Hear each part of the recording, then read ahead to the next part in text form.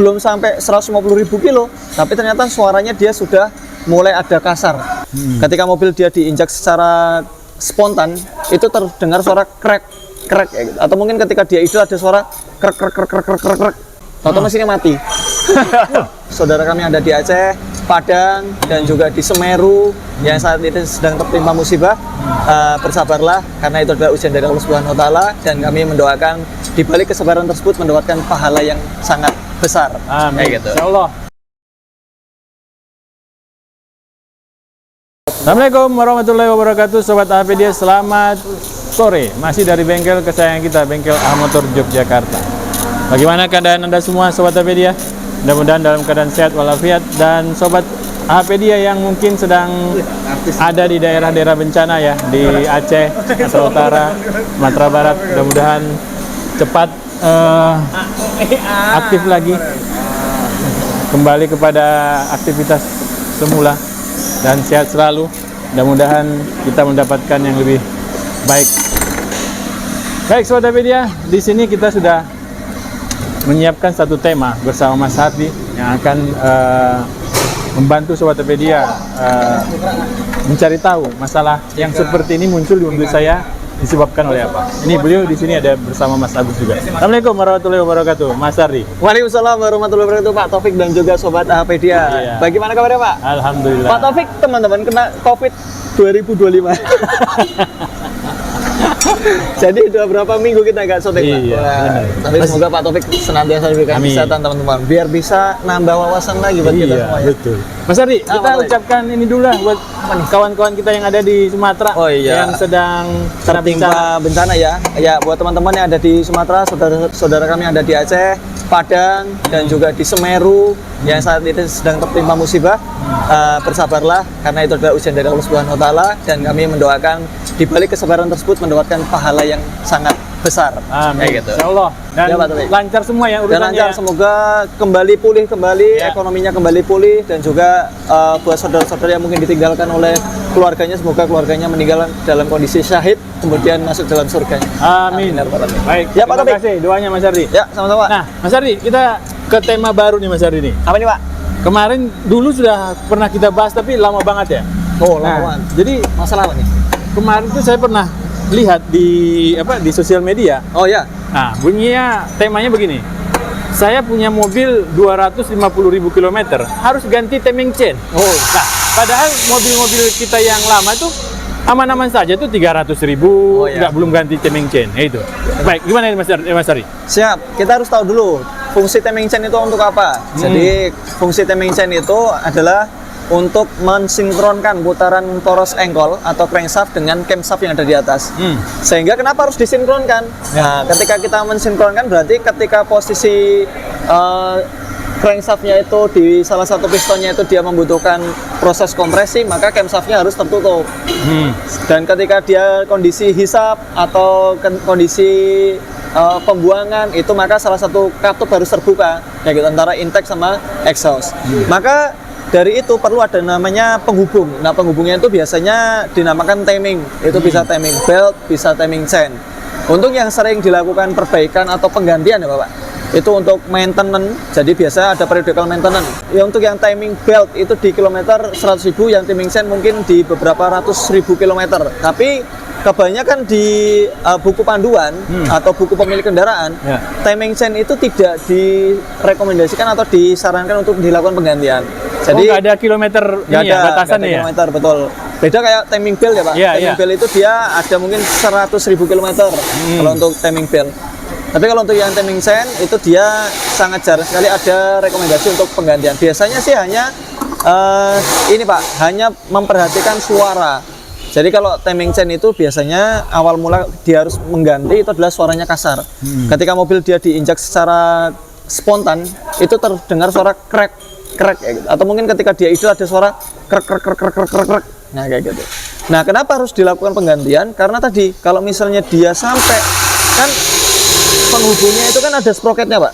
Nah, penghubungnya itu kan ada sproketnya. Sproket itu kan dia kan bentuknya gear ya. Ketika dia timing chain-nya ini dia kendor, maka yang terjadi nanti akan mengalami lompat gigi. Kalau mengalami lompat gigi nanti harusnya dia kompresi katupnya tertutup, nah itu malah salah satunya ada yang terbuka.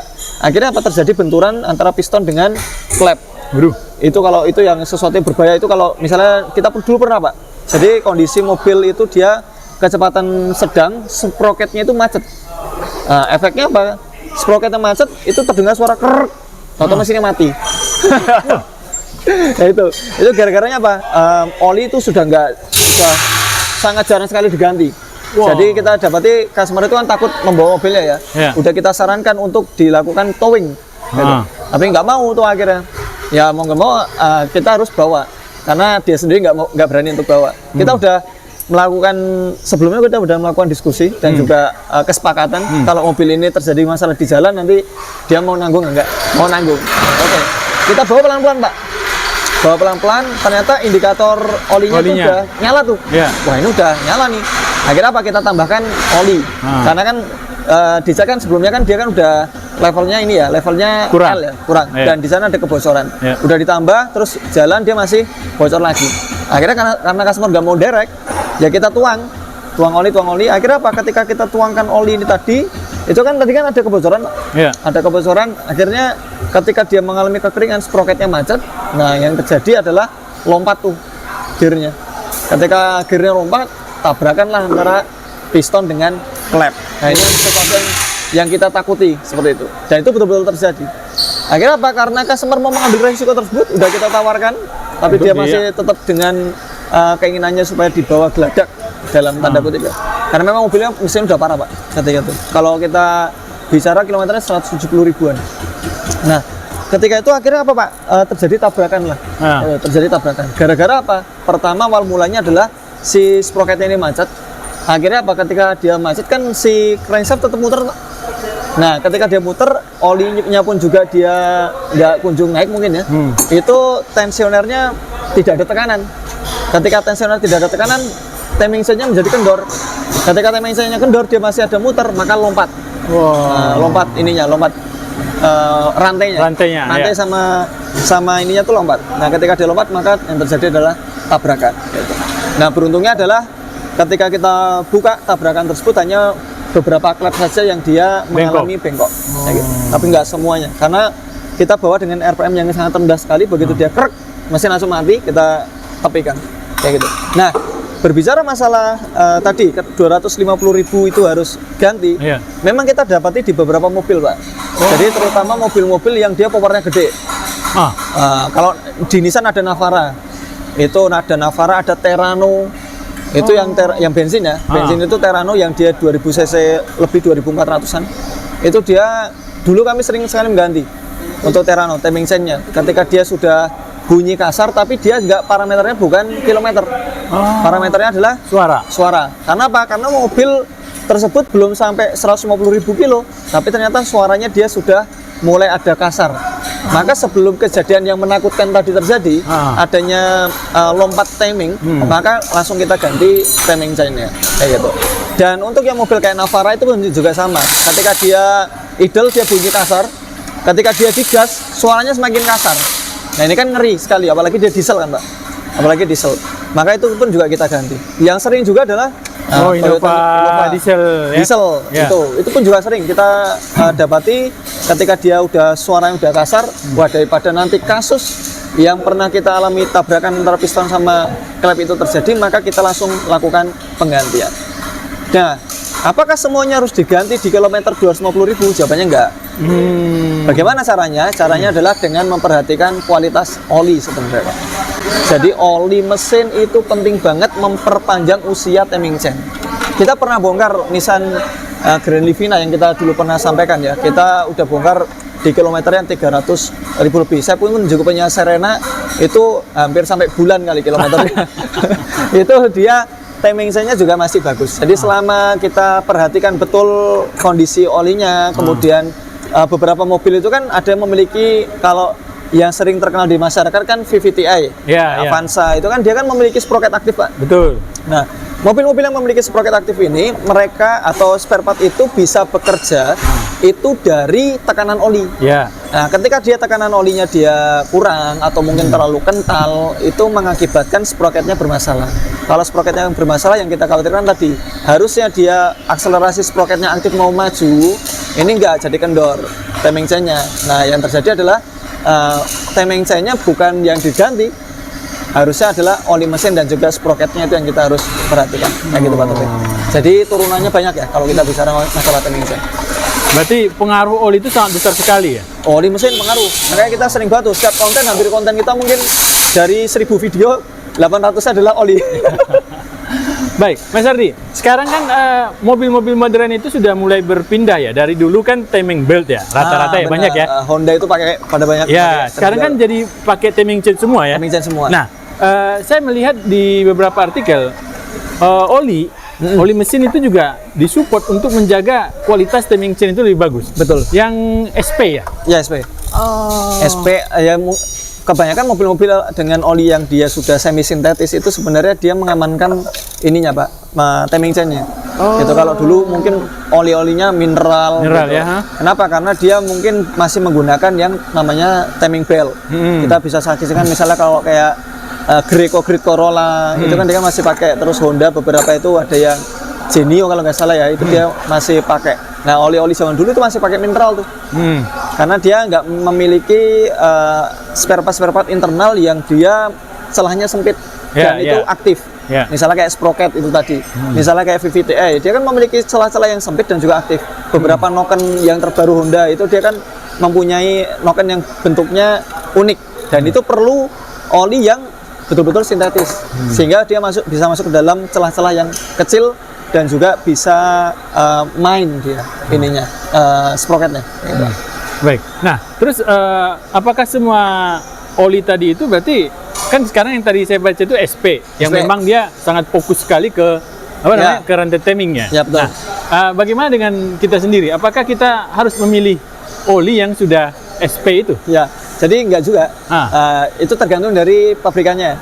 Jadi kenapa kita perlu beli mobil dengan buku panduan, supaya kita tahu bahwasanya pabrikan itu dia meskipun belum sampai SP ya, mungkin dia baru sampai SL. Ya dulu biasanya ya kan. SL atau SN yang saat ini banyak beredar. Nanti kan habis NOP, kan P ini kan dia yang terbaru, yang baru. Nah, yang baru.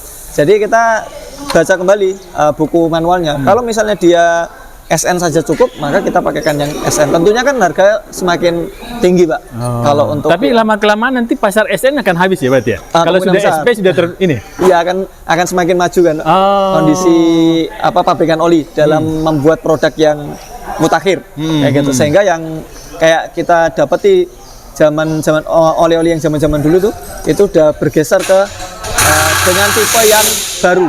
Jadi tipe baru itu mengcover model-model yang lama, oli-oli model-model yang lama, kayak gitu Pak. Jadi nggak perlu khawatir. Nggak perlu khawatir. Oke.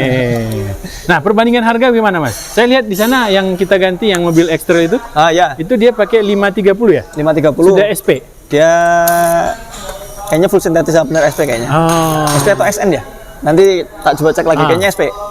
Nah, itu dia kalau perbandingan harga paling selisih antara SN sama SP dengan SA yang sama, selisih harganya 30 sampai 60 ribuan.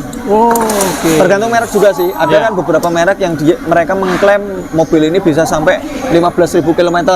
Tapi kita kembali edukasi, 15.000 km itu dengan yang parameter atau kondisinya yang sesuai dengan pabrikan klaim. Mungkin dengan suhu sekian, mungkin dengan bulan sekian. Itu kan harus diperhatikan juga Pak Taufik. Kayak gitu. Nah, jadi kalau bicara masalah harga, memang lebih ekonomis yang SN lama. Jadi kalau misalnya teman-teman rutin bukan orang yang 6 bulan sekali servis, hanya mungkin 3 bulan sekali itu udah dirasakan. Beberapa ini customer kan merasa gini Pak, saya udah 3 bulan nggak ganti oli, ya kan? Nah, itu kalau buat teman-teman yang 3 bulan sekali ganti oli dan buku panduannya itu menggunakan yang semi sintetis atau sintetis yang tipe SN, maka teman-teman bisa pakai yang SN aja cukup. Jadi lebih irit biaya.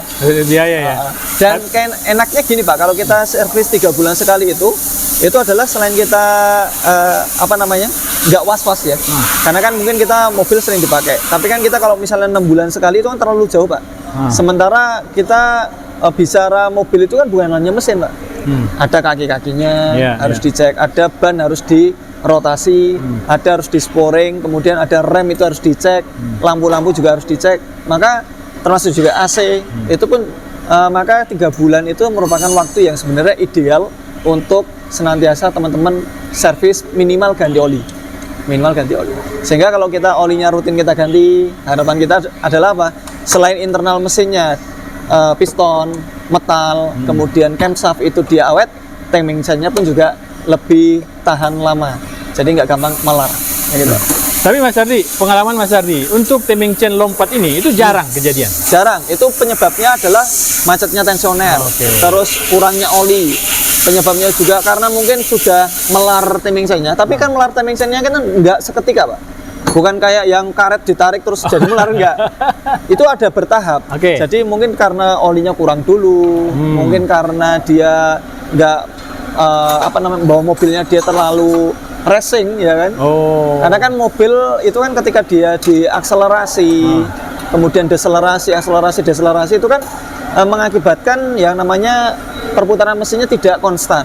Perputaran mesin yang tidak konstan ini kan berakibat pada timing chain-nya yang senantiasa kendor kencang. Gitu. Jadi ciri-ciri awal itu bunyi kasar. Bunyi Kasarnya seperti rantai kalau kita putar rantai sepeda. Itu kan ada suara krek kayak gitu. Itu akan terus-terusan tuh? Itu akan terus-terusan kalau dia sudah parah ketika kita gas konstan ya. Jadi kita misalnya gas linear dari 850 ke 2000 dengan cara pelan-pelan. Nanti ada di satu titik dia suaranya akan semakin kasar, Pak. Kayak gitu. Waduh. Itu kalau misalnya kita gas linear. Kalau kita gas spontan, kayak gitu. Nah, yang dikhawatirkan adalah lompatan itu tadi. Tentunya kalau lompatan selama RPM-nya dia rendah, itu dia akan cenderung lebih selamat. Kenapa? Karena ketika dia lompat, biasanya mesin akan gagal pengapian. Misalnya dia lompat, harusnya dia kompresi, ada salah satu klep yang buka, itu pasti berbeat atau mati. Mesinnya kayak gitu. Jadi gagal kompresi. Itu lebih selamat. Makanya ketika kemarin kita bawa hal kayak gitu, ada tim yang lompat, itu dia hanya beberapa piston saja yang mengalami kerusakan. Yang mungkin ketika dia stop sedikit nabrak. Gitu. Tapi sitting klepnya masih aman. Sitting klep itu dudukan klep yang di ini, Pak, yang di cylinder head. Nah, itu aman, itu nggak cacat. Hanya klepnya saja nabrak, piston juga nggak bolong. Gitu. Beda kalau kita tahu itu kasar, terus kita bawa mobilnya ugal-ugalan, wah itu lain cerita. Itu bisa banyak sekali tabrakan terjadi. Baik. Berarti ciri-cirinya apabila sudah ada suara kasar, ya segerakan cek ya. Segera cek. Memang timing chain nggak serta-merta langsung putus, Pak.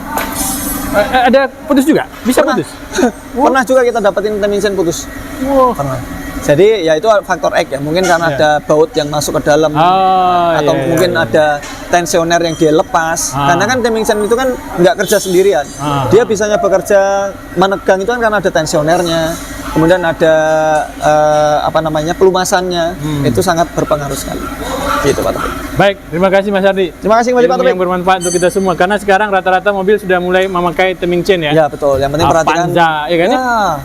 Banyak hampir semua mobil itu dia, Pak, udah meninggalkan timing belt, karena kalau timing belt itu lebih besar lagi resikonya. Itu dia. Kalau dia sampai patah, wes itu udah meringis itu bengkel. Kayak gitu, Pak Taufik. Ya, yang penting kita jaga kesehatan mesin kita dengan rutin ganti oli. Ingat, ganti oli bukan hanya marketing. Ini di utara ada HRV yang dia lagi proses bongkar, Pak.